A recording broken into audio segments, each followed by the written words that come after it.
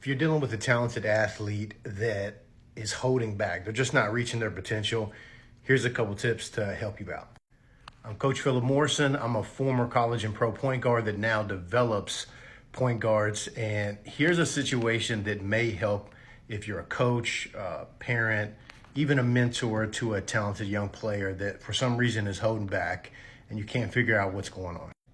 First tip is get them out of the safe zone. So the safe zone, I will explain through a story. A few years ago, I trained a very talented young man. He was player of the year in high school, Division I signee.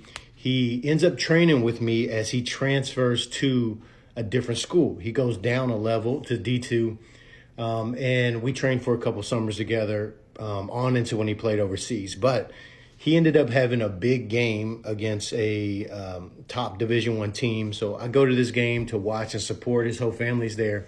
He gets in the game. He's clearly the most talented player on his team, but he's playing passive. Like he's not even being aggressive or anything else. So after the game, we get on the phone and I asked him, man, how you think we did? Or how you think you did? And he was like, I think I did all right. And I said, well, man, from my point of view, if you want me to be honest with you, I feel like you're just playing it safe. Like you're just kind of out there, but you're not aggressive. And he's like, that's funny because my coaches tell me the same thing. They tell me how much potential I have and they want me to shoot more, be more aggressive. And this is the reason why he was holding back. You're not accountable for the shots that you don't take. If you get comfortable by everybody telling you how great you are, how much potential you have, well, that's unreached, unfulfilled potential is nothing. It's very easy for a player to protect their pride and their ego and hold back. They stay in that safe zone. They don't actually take any risk anymore because they really want to protect this ego, this idea of how talented they are, and they actually are afraid and they don't believe in themselves. So there's that fear of failure. That's what you have to address. So get them out of the comfort zone or that safe zone, and then help address that fear of failure, that we're going to praise their effort, not just their accomplishment. If they're talented, if they're gifted, they'll produce, but they won't if they continue with this fear of failure.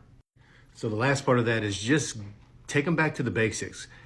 Give them room to make mistakes, to make an adjustment, to realize that failure is a part of the process. It's actually a necessary part. They wouldn't be talented and gifted anyway if they hadn't already gone through that process.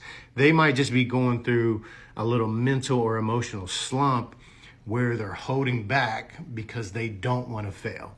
So if you make an environment where it's safe for them to fail, man, that player usually always flourishes from there. So I hope that helped. If you'd like more confidence workshops to help build player confidence, check the link in my bio. I have a school community where I develop point guards and I help build their confidence.